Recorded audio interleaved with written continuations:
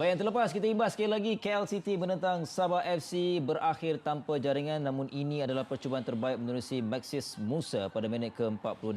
Susulan itu dari Sam Johnson, namun offside menidakkan harapan untuk mengubah kedudukan.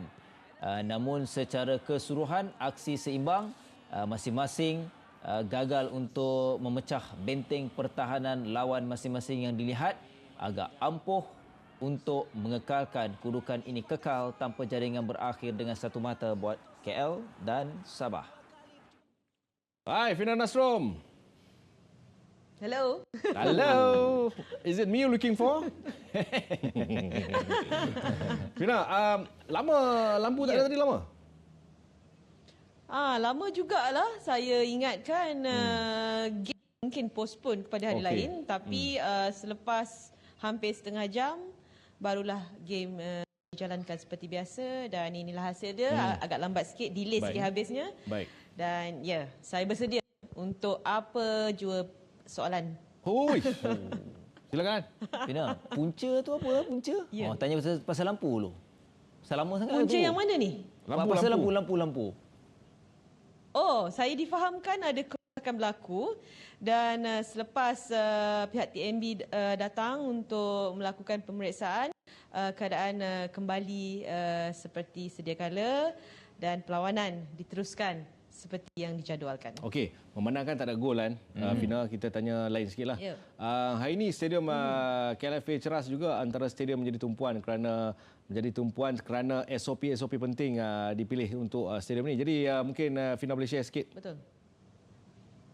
Okey, banyak yang saya nak share sebenarnya, tetapi saya mulakan dengan SOP melibatkan penyokong-penyokong. Okey. Nampak perbezaan dia apabila penyokong tidak boleh duduk rapat-rapat. Ada rules yang perlu dipatuhilah, tetapi kemeriahan dia terasa apabila adanya sokongan dan sorakan daripada penonton.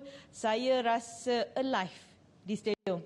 Dan sebenarnya keadaan ini bukan hanya memberikan impak kepada kita yang menonton, tetapi ia juga memberikan kesan kepada kedua-dua pasukan. Kalau dilihat dalam aksi pada malam ini, walaupun mereka seri tanpa jaringan, tapi saya boleh katakan kedua-dua pasukan mempamerkan aksi yang boleh diberikan pujian. Dan saya yakin apa yang berlaku sedikit sebanyak menyumbang ataupun sumbangan daripada kehadiran penyokong yang memberikan sorakan dan juga sokongan kepada pasukan kesayangan mereka. Okey, follow up penonton lagi. Fina. Tak nak sembang, tak ada gol. Okey, Fina, kehadiran penonton ni penting. Kerana ia boleh katakan perintis untuk perlawanan-perlawanan berikutnya untuk stadium dibuka. Jadi secara keseluruhan 90 minit aksi tadi, Fina, mungkin reaksi Fina melihat lebih dekat. Disiplin penonton tu sangat penting. Adakah mereka kekal dengan jarak? Kita dengar sorak-sorakan penonton tu, tapi bagaimana kedudukan secara disiplinnya penonton tu? Sudah pasti mereka perlu mengekalkan jarak yang telah pun ditetapkan, dan itu bukan sahaja pandukan ataupun berpegang kepada penonton yang hadir semata-mata, kerana ramai yang membuat pihak-pihak yang berkuasa, polis, pihak MKN dan juga KBS turun padang sekali untuk membuat pemantauan. Dan yang menariknya, isu tandas tak boleh digunakan ketika waktu rehat 15 minit. Itulah yang menjadi persoalan apabila tibanya waktu rehat. Ramai yang mula cek tandas ada ke penonton masuk, dan sebenarnya memang mereka mematuhi undang-undang yang telah pun ditetapkan. Okey, saya nak tanya pasal, ada Fina dengar pasal the latest tentang Coach Oli? Saya difahamkan tadi sebelum perlawanan beliau masih lagi berada di hospital, dan sudah kita mengharapkan Coach Oli kembali seperti sedia kala. Baik. Kerana masih ramai lagi yang memerlukan khidmat beliau, dan kita mengharapkan kesihatan yang berpanjangan untuk Coach Oli, insya-Allah. Okey, Fina. Ya. Walaupun tadi lampu stadium banyak soalan tak. Walaupun lampu stadium tadi terpadam, tetapi kecantikan awak tetap ada. Allahu Akbar, alhamdulillah. Allah panjangkan usia. Allah. Sama-sama, Fina. Usia naib presiden. naik presiden, Sam. Terima Tanya kasih, ya. Mina. Terima kasih, Mina. Okey. Baik. Okey, Sabah akan melayan JDT di Likas. PJ City akan mendapat... Oh, ni City. City lawan City. Favorite.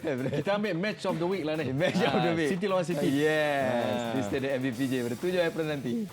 Okey, jadi satu mata, apakah reaksi Kurniawan Dwi Yulianto dan juga Boyan Hodak selepas tamat perlawanan Sabah dan juga KL City?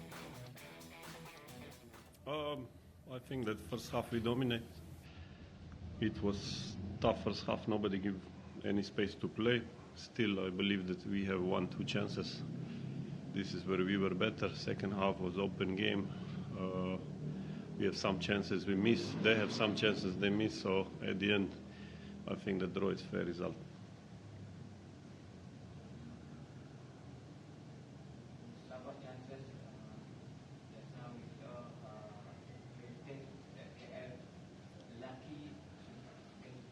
This is what I said. We also have our chances we miss. At the end, we do mistakes behind, and this is where they can score goal.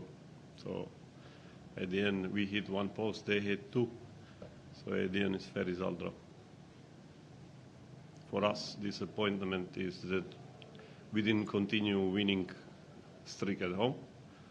But as I said, sometimes you cannot always win. Sabah is a good team, so they showed this last week when they beat Terengganu. So I think that you must be fair that for both teams the fair result is draw.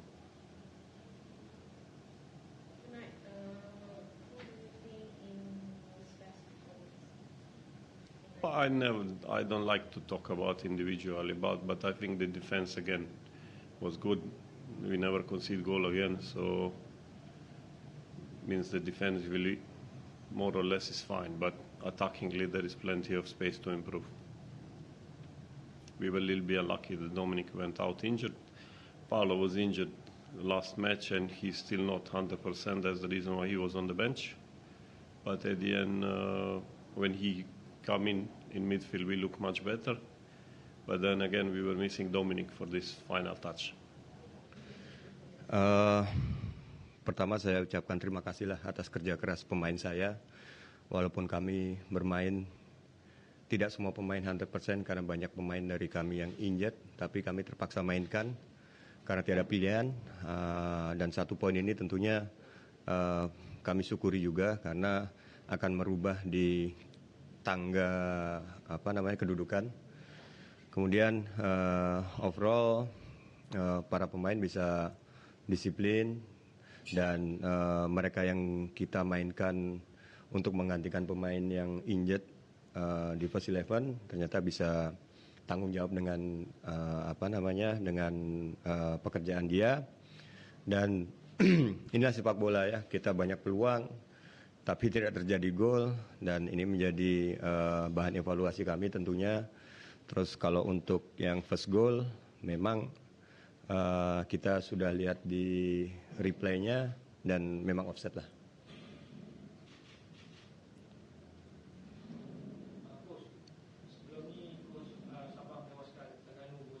Ya.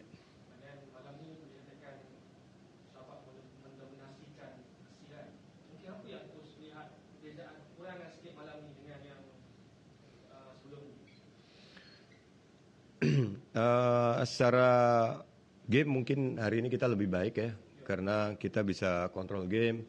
Tapi kembali lagi, sepak bola ini kalau kita tidak skor tidak menang gitu kan. Dan beruntung sekali waktu kita lawan Terengganu, para pemain punya confidence level yang sangat tinggi. Mereka bermain di kandang, di home setelah 3 kali kalah. Dan itu yang bisa membuat kita jadi unggul lawan Terengganu lah.